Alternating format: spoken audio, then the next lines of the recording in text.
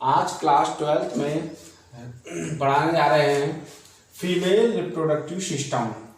Female reproductive system, ये female का symbol है, यानी मादा या स्त्री जनन तंत्र। कल पढ़ाया था पुरुष का जनन तंत्र, आज है स्त्रियों में जनन तंत्र। यहाँ पर लिखा ओमेन, महिलाओं में रिप्रोडक्टिव सिस्टम आपको हम बताने जा रहे हैं। तो बच्चों, महिलाओं में जो जननांग होते हैं वो सभी जननांग बॉडी के अंदर होते हैं। महिलाओं के जननांग शरीर के निचले भाग में, यानी उदर गुहा के निचले भाग में सब बॉडी के अंदर पाए जाते हैं। सिर्फ योनि का छिद्र जो होता है वो शरीर के बाहर दोनों टांगों के बीच में खुलता है और उसी से मूत्रमार्ग और प्रसव का कार्य भी होता है योनि छिद्र के द्वारा।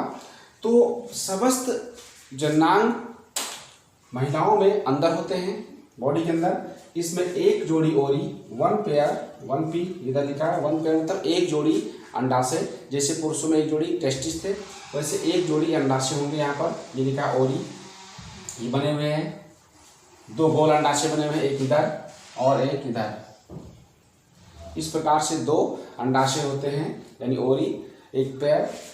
उसके बाद ओविडक्ट मतलब अंडवाहिनियाँ, एक जोड़ी ये भी होंगी अंडवाहिनियाँ। अंडवाहिनियाँ कौन सी हैं? ये यहाँ पर, ये अंडवाहिनियाँ यहाँ से लेकर ये शुरू होती हैं, ये अंडवाहिनी है, ये और ये लिख दिया। यहाँ पर ओविडक्ट, ये लिखा हुआ ओविडक्ट मतलब अंडवाहिनियाँ।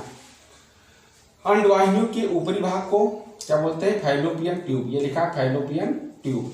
अंडवाहिनियों का ऊपरी हिस्सा जो मोटा होता है उसको फैलोपियन ट्यूब कहते हैं, और आगे जाकर के भाग पतला हो जाता है तो इसको ओविडक्ट यानी अंडवाहिनी कहते हैं। ओविडक्ट वन पेयर, दोनों अंडाशय से एक एक अंडवाहिनी निकलती है। अगला है यूटेरस। यूटेरस मतलब गर्भाशय। अगला जननांग क्या है महिलाओं में? गर्भाशय होता है, जिसको बच्चों बच्चेदानी कहते हैं, आपने देखा होगा। तो बच्चेदानी, ये यहाँ पर यूटेरस लिखा हुआ है, देखते चलेंगे साथ में। ये फूला हुआ भाग तुम्बाकार, ये क्या है? बच्चेदानी यानी गर्भाशय, जिसमें बच्चे का पालन पोषण होता है और 9 महीने तक बच्चा उसी में विकसित होता है, भ्रूण का विकास होता है। अगला है वजाइना यानी योनि। योनि एक प्रकार की नली के तरह भांति कार्य करती है, और योनि से क्या होता है? मूत्र का मार्ग यानी पेशाब निकलती है, और प्रसव का मार्ग भी होता है, यानी डिलीवरी, बच्चे का जो जन्म होता है वो भी योनि मार्ग से ही होता है। तो इसको हम वजाइना यानी योनि कहते हैं। अगला है वल्वा, ये है वल्वा। ये वजाइना यहाँ पर था, ये जो नली है इसको वजाइना कहते हैं। वल्वा ये यहाँ पर लिखा हुआ है। वल्वा मीन्स भाग, यानी योनि का जो छिद्र होता है, ये वाला पॉइंट, योनि का जो छिद्र होता है उसको भाग यानी वल्वा कहते हैं। एक जोड़ी ब्रेस्ट, ब्रेस्ट यहाँ पर लिखा है वन पेयर, ब्रेस्ट मतलब स्तन, एक जोड़ी।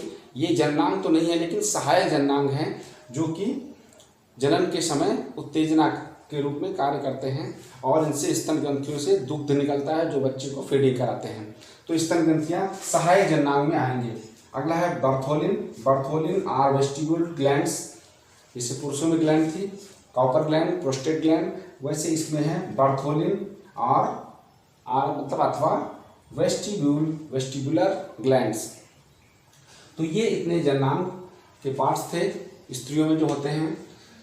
तो इस प्रकार से ये जननांगों को की जो पार्ट्स हैं इनको मैंने यहाँ पर बना करके दिखाया है। अब ये स्त्री जननांग का फिगर है, चित्र है, ये फिगर है स्त्री के जननांग जो टोटली बॉडी के अंदर पाए जाते हैं। तो अंदर इस प्रकार से होगा, सबसे ऊपर अंडाशय होते हैं, ये गोल वाले ओरी, यहाँ पर लिखा है ओरी यानी अंडाशय। इनमें अंडाणुओं का निर्माण होता है, यानी ओवम।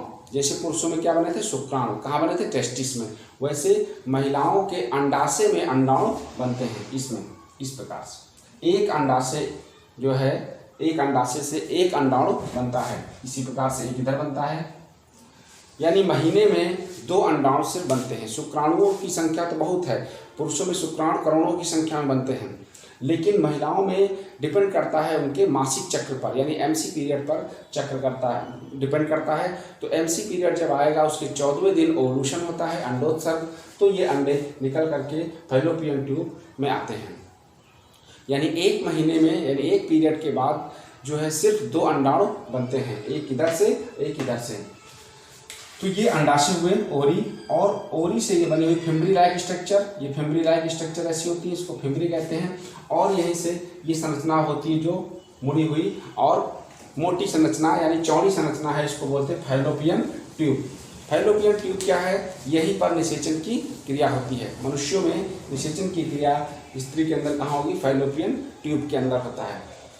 उसके बाद ये भाग, नीचे वाला भाग, फैलोपियन ट्यूब का निचला भाग जो पतला होगा उसको हम ओविडक्ट कहते हैं।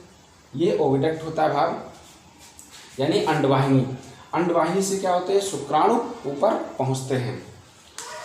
और ये नीचे का भाग जो है इसको बोलते हैं गर्भाशय। ये वाला भाग जो है, ये पूरा भाग इसको बोलते हैं गर्भाशय यानी यूटेरस। ये यूटेरस है जिसको हम बच्चेदानी कहते हैं।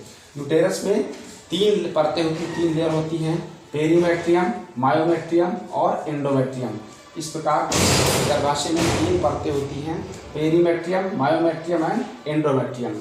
तो एंडोमेट्रियम ये इस प्रकार से जो लहरें हैं, मतलब जो रफ वाली, ये इस प्रकार से रफ वाली जो लेयर होती है इसको एंडोमेट्रियम कहते हैं। हर महीने में एमसी पीरियड के बाद ये जो एंडोमेट्रियम है ये क्षतिग्रस्त होती है, तब जा कर के एमसी पीरियड यानी होता है, तो उसमें से ब्लीडिंग होती है, ब्लड निकलता है एमसी पीरियड में।